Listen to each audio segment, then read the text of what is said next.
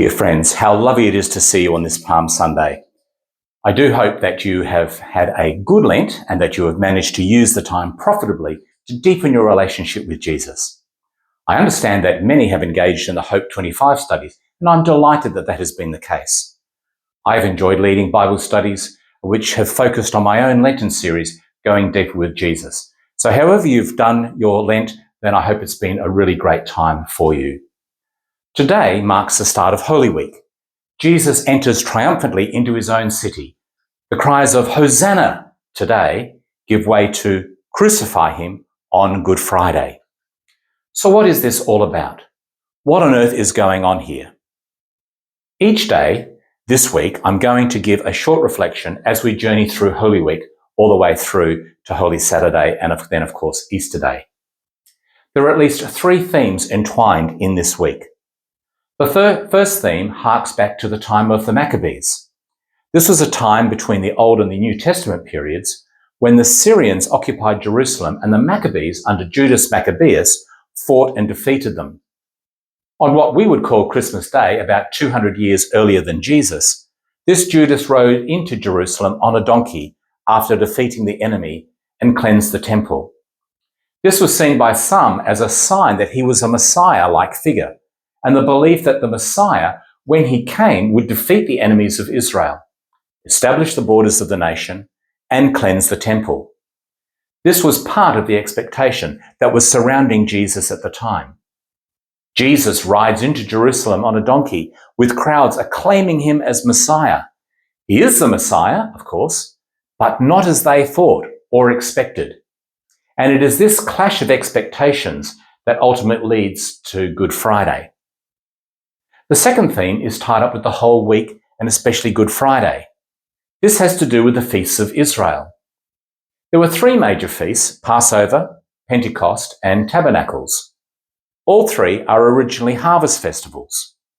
Passover has three elements to it. The Passover, when the Jews remembered their deliverance from Egypt. This is one day, the first day of 8. The next day is the commencement of the Feast of Unleavened Bread, where all the leaven is removed from the house and unleavened bread is eaten as a tangible sign of purity and gratitude for being delivered from Egypt. Within the feast cycle is the Feast of First Fruits, which is 3 days after Passover, when the very first fruits from the land is presented to the Lord in the temple as a promise of what is to come when the main harvest festival, weeks or Pentecost, where we get because of 50 days after the Feast of First Fruits, when that feast is celebrated.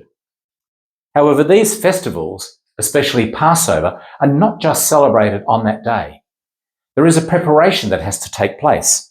And one of the important preparation elements for Passover is that on the 10th day of the month, the lamb or the goat has to be taken by the people and set aside. That 10th day is Palm Sunday.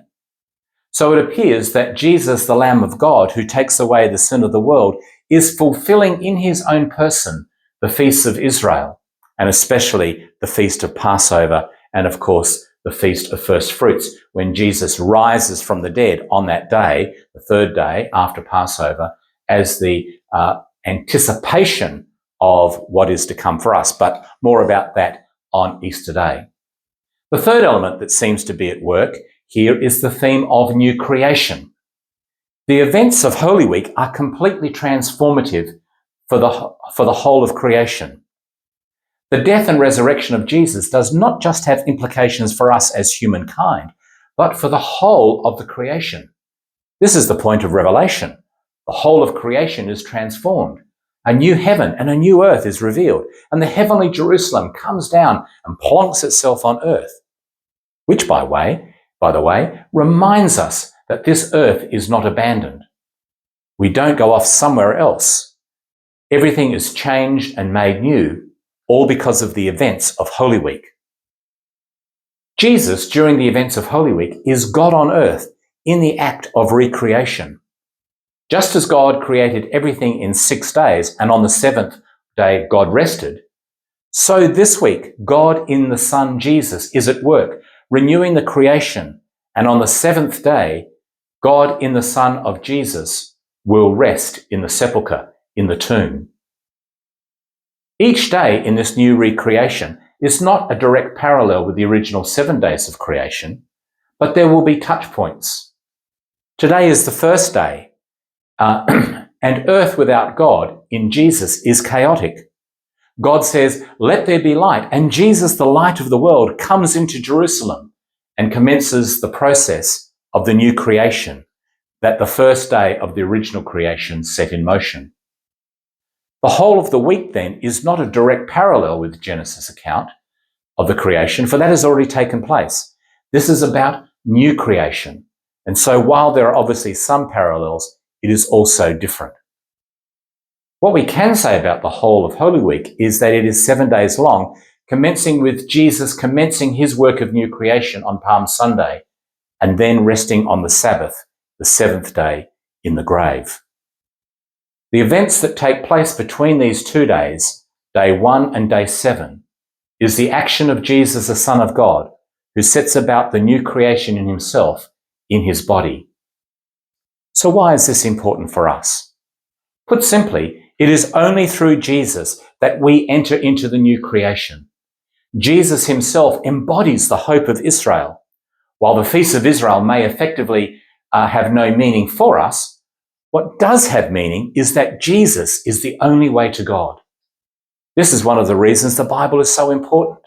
It tells us the story of God's interaction with humankind, first through Abraham, then through Israel, and now through all who place their faith and trust in Jesus. While this may be all well and good for those of us who are unfamiliar with the feasts of Israel and how Jesus might embody those feasts, will probably not be enough to convince us about who Jesus is and why he matters, and therefore why we should place our faith and trust in him. For that, we have to look at Jesus' specific actions during the week leading up to and including the crucifixion on Good Friday. And so I hope that you will join me on that journey during this week. The Lord be with you.